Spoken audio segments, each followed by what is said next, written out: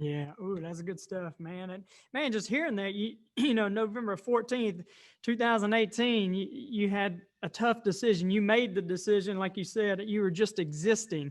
And I want to dive into that here in just a little bit. But then you had a setback in January where it got infected. And then and June, July, you had a stitch, and then another stitch that was messed up. And then finally, now it feels like you're on the up and up. And Yes. I wrote down what you said, you know, just because we show our joy doesn't mean that we have dark days, but you don't stay there. And I think that's the point, is where are you camping out at, right? Where are Right, you spending right. time at, right? You know, nobody's on a high peak all the time, and nobody's in the valley all the time, right? There are highs and lows to life, but the point is, where are you camping out at? Where are you staying at, right? I just think that was great. I want to go back to that November 14th, though, right? And you had a decision. You said you're in a lot of pain, and your options were continue to live life in pain or to get the amputation. And I just really want to go kind of through your mindset there when that decision was being made. Like, what were you kind of, you know, some people make pros and cons lists, but what were you seeing? What helped you make the decision? Honestly, Corey, it was one particular incident. It was the night before we went to go see the surgeon. Had the appointment set up with the surgeon to discuss amputation, and I was hurting. I was in so much pain. I mean, I was in tears, and I was in, just what can I do to make this pain go away? I've taken the max amount of pain pills. I've taken ibuprofen. I've done everything that I could do. And I turned to my wife and I said the one thing that I regret ever saying to her, because I put her in a situation when I did. I turned to her and I said, go get the cast iron frying pan and knock me out.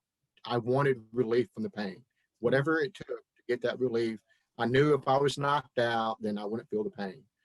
And so the next day we're in the surgeon's office and we're talking about it. And, you know, he, uh, he says, hey, your situation, you're a perfect candidate for this. Your life will change in so many different ways, but you'll have a life that you'll be able to live. You won't just exist, you'll live. Hmm. And he said, let me do something. Let me go set up an appointment for you to talk to this amputee down at a Hanger Prosthetics. He himself has been an amputee for since his childhood, and let me just let you set up and talk to him and get his opinion. And so when he went out of the room, I turned around and I asked Brandy, I said, hon, I said, what do you think I should do? What do you think I should do?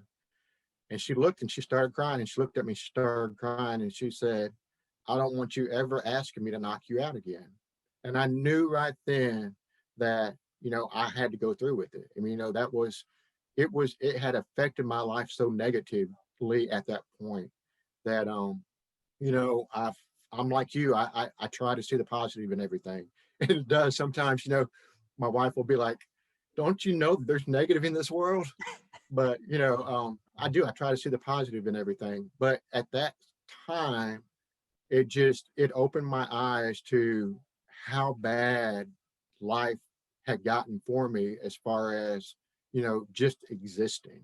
Yeah. And so when he came back in, I told him, I said, let's have the surgery. Let's schedule it.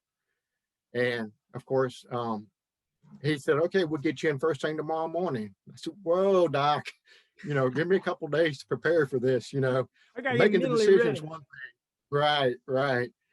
And so that's what made that decision for me. It didn't just happen to me. It happened to my whole family. My whole family's been affected by it. We had just had um, child number 5, and she was 3 weeks old at the time. Oh wow. And so I knew that that was going to be going to put more pressure, more responsibility on my wife. I wouldn't be able to carry my child across the room to soothe her.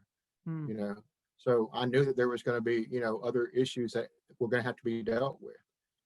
But again, I knew that I could either sit on that couch and mope all day, or I could make a decision to move forward in life and to actually make a difference, not only in my life and my family's life, make a difference in somebody else's life.